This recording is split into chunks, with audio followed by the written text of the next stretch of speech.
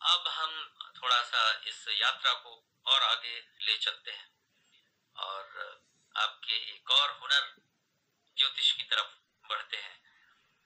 ज्योतिष के प्रति हर व्यक्ति लालायित रहता है, अपने भविष्य को लेके जानना चाहता है कि क्या छुपा है उस गर्त में। तो ज्योतिष को हम कैसे देखें आज के समय में, उसको क्या माने?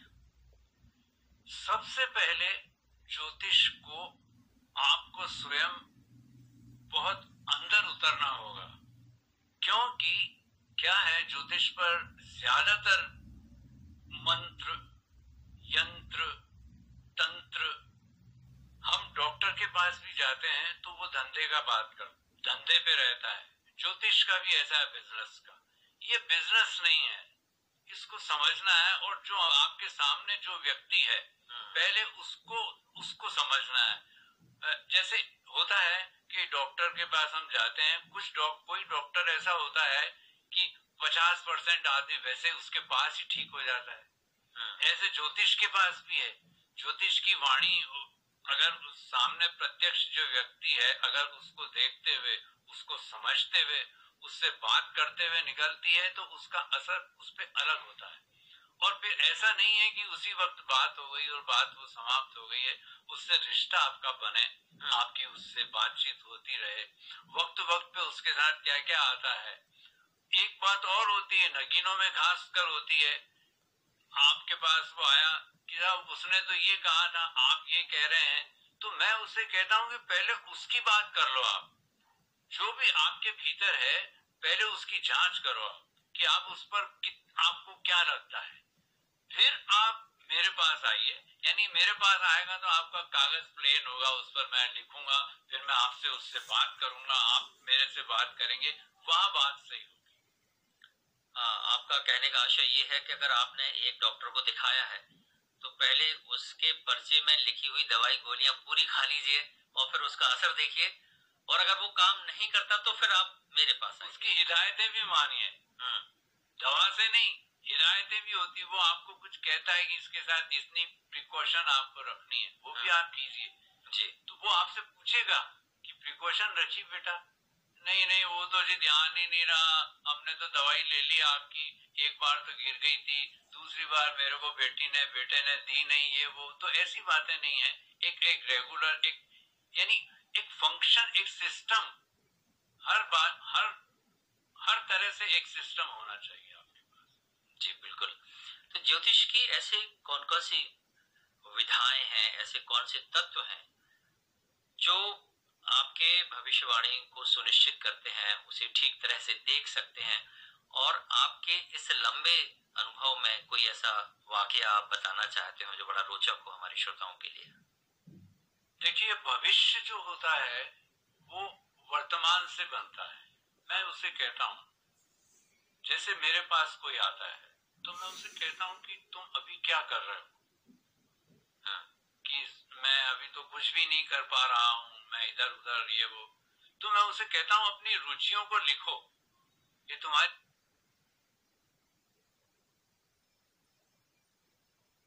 क्या क्या रुचियां हैं, उन पर प्रयास करो। मम्मी पापा, जैसे क्या पापा मान लीजिए इंजीनियर नहीं बने या डॉक्टर नहीं बने या कुछ नहीं, वो कहते हैं कि यार मैं तो अपने बच्चे, जैसे शुरू से ही होता है ना, तुम अपने बेटे को क्या बनाओगे, मैं अपने बेटे को ये बनाऊंगा। भाई वो बनना चाहता है या नहीं, उसकी भी तो रजामंदी। तो यही बात है कि रुचि जो होती है, आदमी रुचि की तरफ ही आगे बढ़ता है। तो हम ज्योतिष में सबसे पहले उसकी रुचि देखते हैं कि उसकी रुचि किस किस तरफ है, और उसके ग्रह जो होते हैं वो उसकी रुचि के मुताबिक ही है या नहीं है, या उसमें कुछ चेंज किया जा सकता है। ये सारी बातें उसमें देखी जाती हैं। और आजकल जो है वो अंक शास्त्र एक बहुत ही, उसमें बहुत विस्तार आ गया है। जैसे क्या होता है कि जो ज्योतिष, जो जन्म पत्रिका वगैरह की थी, उसमें दशाएं, महादशाएं, अष्टफल और नवांश और बहुत बड़ी एक ग्रंथ जैसा वो बना के देते थे जो पुरानी होती हैं। ये जो गणित, जो अंक शास्त्र की है, वो बड़ी अच्छी पावरफुल लग रही है आजकल। उसमें दशाएं भी उन्होंने निकाल ली है, महादशाएं, अंतरदशाएं, सब उसमें। तो वो आजकल बड़ा अच्छा है और वो सरल भी है, आसान भी है और जल्दी समझ में आता है, किसी को आप बताते हैं। छोटी छोटी जो प्राइमरी बातें होती हैं वो अंकशास्त्र से आप बहुत जल्दी कोई बता सकते हैं। ज्योतिष में एक विधा है, उसकी अनुषांगिक विधा है जो रत्न। तो रत्नों का चयन कैसे करते हैं आप? ग्रहों को कैसे ठीक किया जा सकता है रत्नों के उपयोग से? ग्रहों को ठीक तो नहीं किया जा सकता है। जैसे क्या है कि आप धूप में चल रहे हैं तो आपके ऊपर छाता आ गया है, ये उतना ही काम होता है उसका। उससे और बहुत सारे रत्न पहनने की भी जरूरत नहीं पड़ती है, एक दो रत्न होते हैं और उसको वो अपनी जो आपकी महादशा है वो कैसी है, और कई बार खाली अंतरदशा ही होती है, उसी पर हम देते हैं। तो ये गहन विषय है, इस पर हम विस्तार से बात करें तो ज्यादा अच्छा लगेगा। कई बार हम यूं ही कोई किसी के कहने से कोई रत्न पहन लेते हैं अपनी उंगलियों में, कोई बात नहीं, तो ये इसका असर होता है? ऐसा भी होता है, ऐसा भी होता है। जैसे क्या होता है कि कई जो साधु संत होते हैं वो आपको कुछ दे जाते हैं, तो मैं कईयों को पूछता हूँ कि भाई आपने ये क्यों पहन रखा है, कि उन्होंने दे दिया है बस पहनना हुआ है। तो उसकी क्या है कि एक तरह से आस्था उसमें हो गई है कि उन्होंने, महाराज ने उसको कुछ ऐसा बोल दिया है कि वो उसके हृदय में उतर गया है, तो वो उसको अच्छा लगता है। तो कभी ऐसा भी होता है, और कभी कोई रत्न जो होता है अगर उसको बदल देते हैं। मैं क्या करता हूं कि मैं किसी रत्न को बिल्कुल रिफ्यूज नहीं करवाता उससे। मैं कहता हूं कि आपने जो ये रत्न अभी आपने जो धारण किया है, इसको आप अपने मंदिर में रखो, आस्था स्थल में रख दो, और जो मैंने दिया ना आपको उसका ट्राई करो। हम उसको बिल्कुल ऐसे नहीं कराएंगे। कई बार हो सकता है कि उसके साथ ये ड्राइवर का काम करे, तो ऐसा भी होता है जी। जहां तक रेकी की बात है, तो रेकी हीलिंग एक अनूठी विधा है जिसमें आप अपने सामने बैठा के भी किसी की रेकी कर सकते हैं, उसको हील कर सकते हैं, और कई बार दूर कोई व्यक्ति बैठा है उसको भी आप उसको ठीक कर सकते हैं, उसको हील कर सकते हैं। सो सबसे पहले तो हमारे श्रोताओं को ये बताएं कि रेकी क्या होती है और ये कहाँ-कहाँ उपयोगी है? रेकी भी एक सब है, यानी आप जो दवा ले रहे हैं उसमें उसका कोई दखल नहीं है।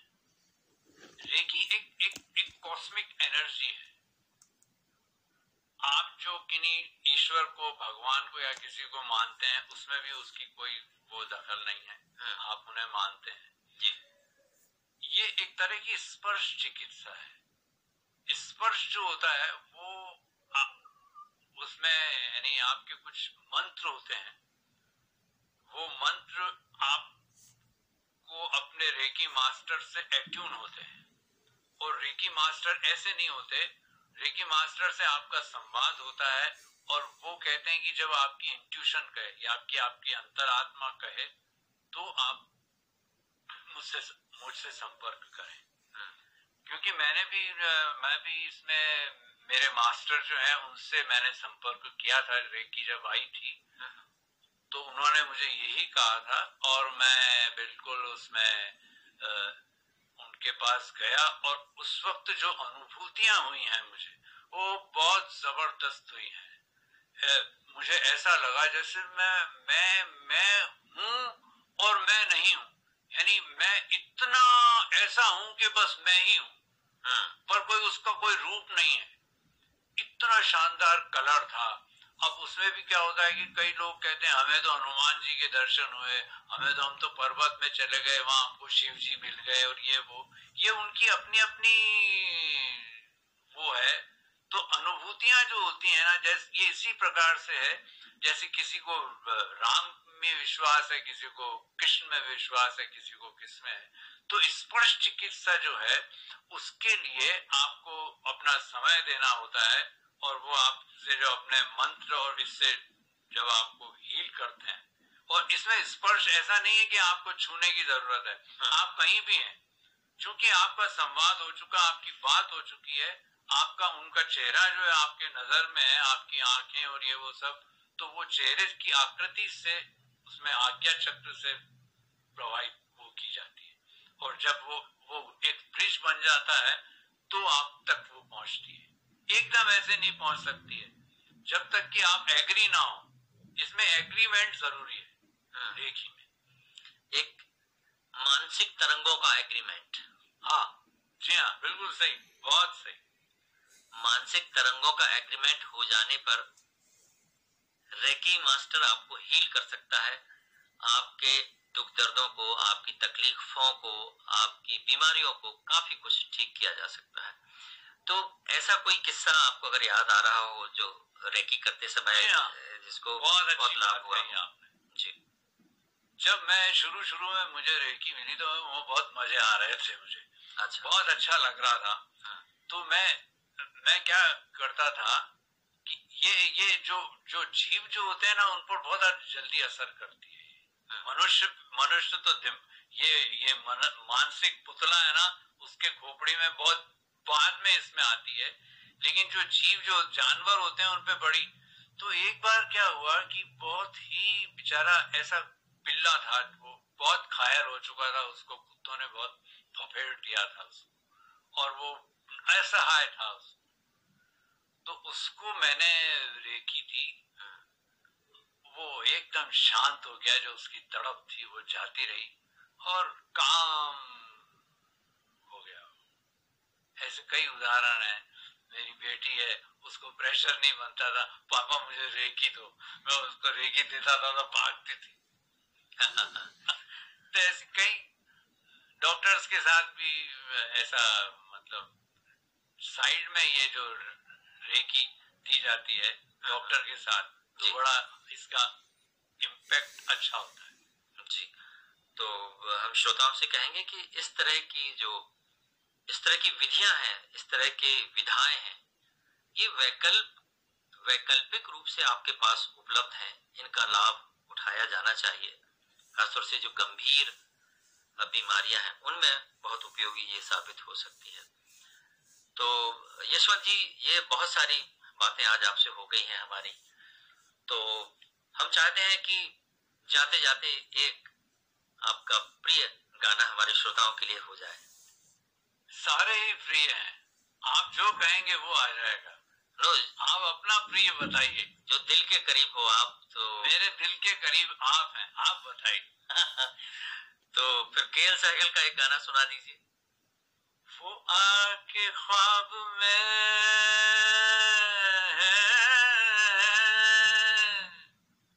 तस्कीन इस तरह तो दे, भले मुझे तपिशे दिल मजाले ख्वाब तो दे, भले मुझे तपिशे दिल मजाले ख्वाब तो दे, वो आके ख्वाब में। इसमें आगे जो दो लाइनें वो बड़ी जोरदार है जी। असद खुशी से मेरे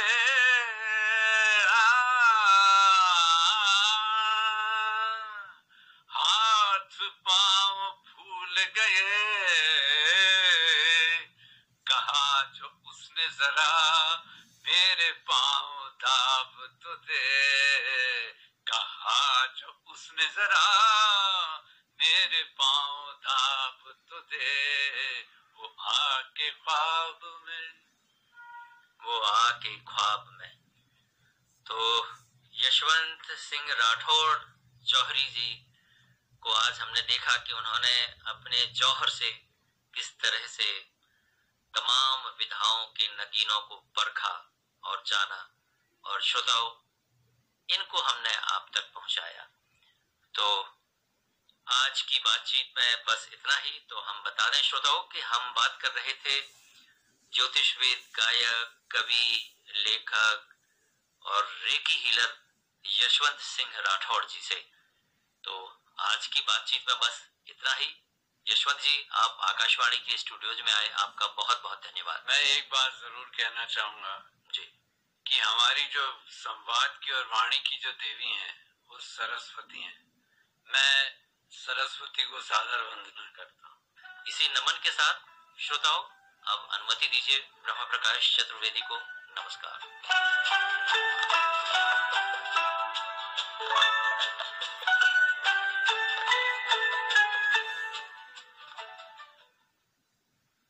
अभी आप अंतरंग कार्यक्रम सुन रहे थे। आकाशवाणी का ये इंदौर केंद्र है।